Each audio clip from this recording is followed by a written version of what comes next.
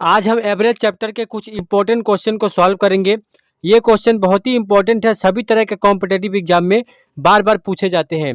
इससे पहले हमने एवरेज चैप्टर से वीडियो के पार्ट वाइज बहुत सारे क्वेश्चन को सॉल्व करने का शॉर्ट ट्रिक सीखा है।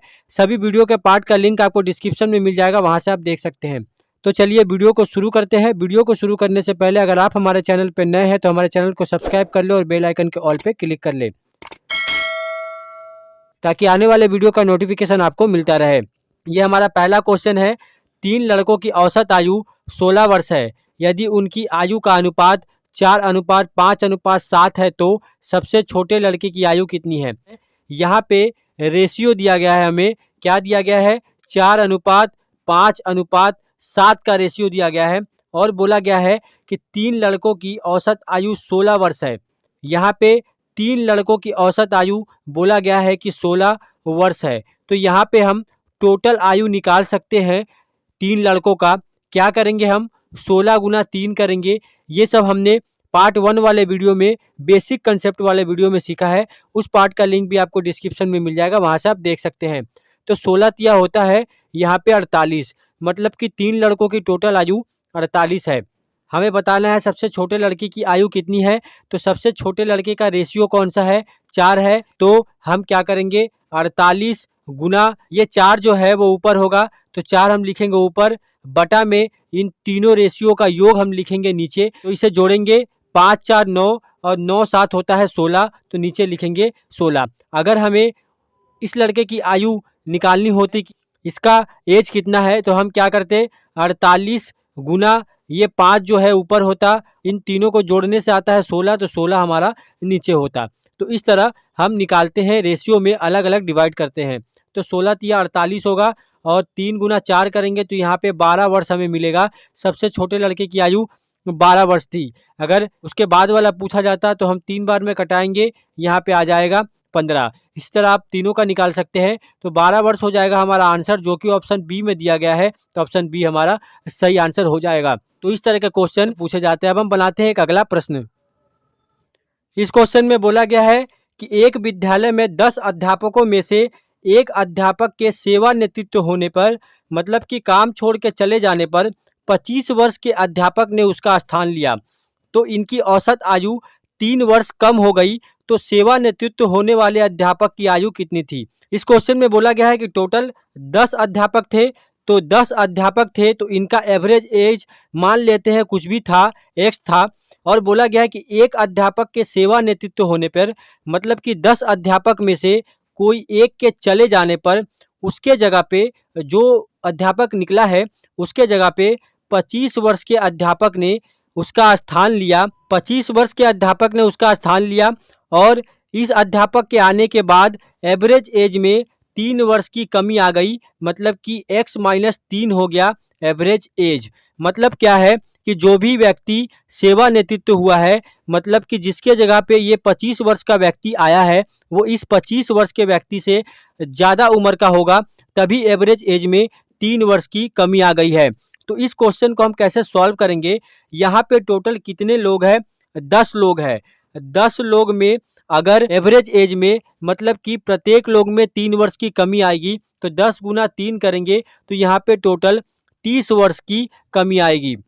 30 वर्ष की कमी क्यों आएगी, क्योंकि जो व्यक्ति यहाँ पे पहले सेवा में था 25 वर्ष के स्थान पे, 25 वर्ष वाले व्यक्ति के स्थान पर जो व्यक्ति सेवा में था वो इस 25 वर्ष के व्यक्ति से 30 वर्ष ज़्यादा था, तो ही 3 वर्ष एवरेज एज में कमी आई है। तो इस 25 को अगर हम इसमें ऐड कर देंगे तो हमें यहाँ पे मिल जाएगा 55 वर्ष। मतलब कि पहले जो व्यक्ति था, जो काम छोड़ा है, जो सेवा नेतृत्व हुआ है, उसका एज था 55 वर्ष, उसके स्थान पे ये 25 वर्ष का व्यक्ति आया है। तो 55 वर्ष हो जाएगा हमारा आंसर, जो कि ऑप्शन ए में दिया गया है। तो ऑप्शन ए हमारा सही आंसर हो जाएगा। तो इस तरह के क्वेश्चन भी पूछे जाते हैं। इस क्वेश्चन को आप एक्स मान के भी बना सकते हैं, पर वो प्रोसेस बहुत लंबा होता है। अब हम बनाते हैं एक अगला प्रश्न।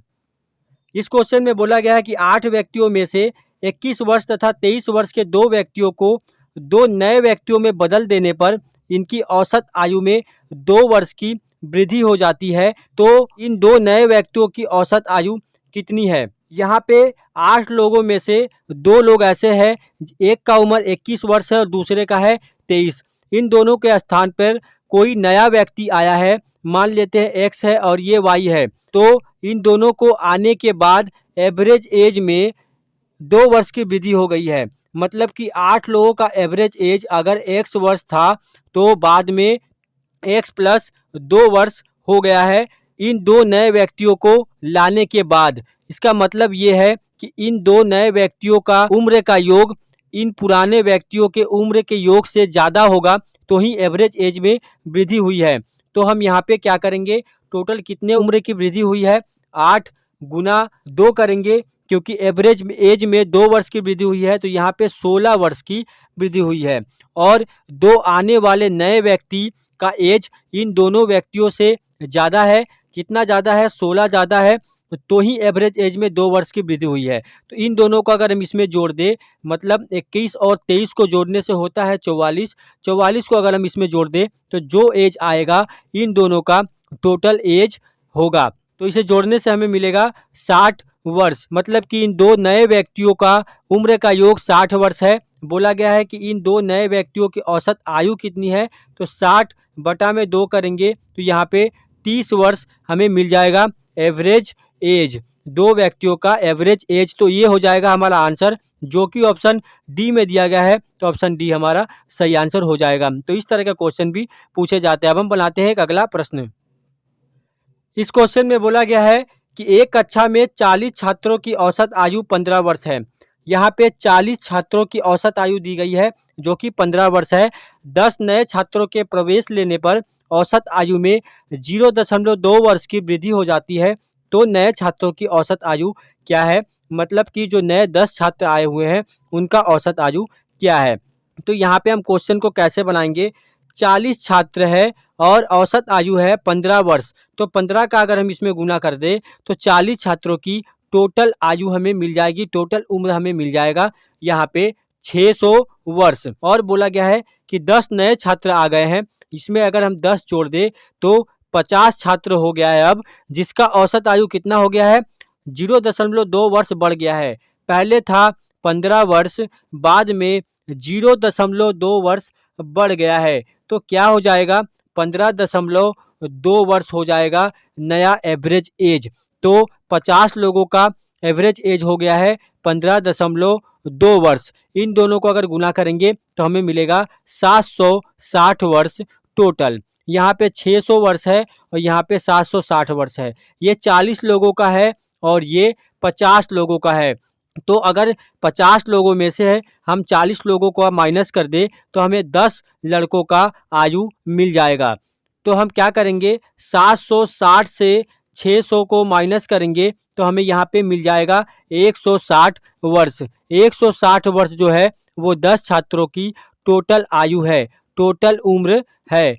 हमें निकालना है औसत आयु नए छात्रों की, मतलब कि 10 छात्रों की। तो 160 को हम 10 से डिवाइड कर देंगे तो यहाँ पे 16 वर्ष हो जाएगा नए छात्रों की औसत आयु। ऑप्शन बी में दिया गया है तो ऑप्शन बी हमारा सही आंसर हो जाएगा। इस तरह के क्वेश्चन भी पूछे जाते हैं। आज हमने जो क्वेश्चन सॉल्व करना सीखा है ये क्वेश्चन बहुत ही इंपॉर्टेंट है। एवरेज चैप्टर से इस तरह के क्वेश्चन सभी तरह के कॉम्पिटिटिव एग्जाम में बार बार रिपीट किए जाते हैं।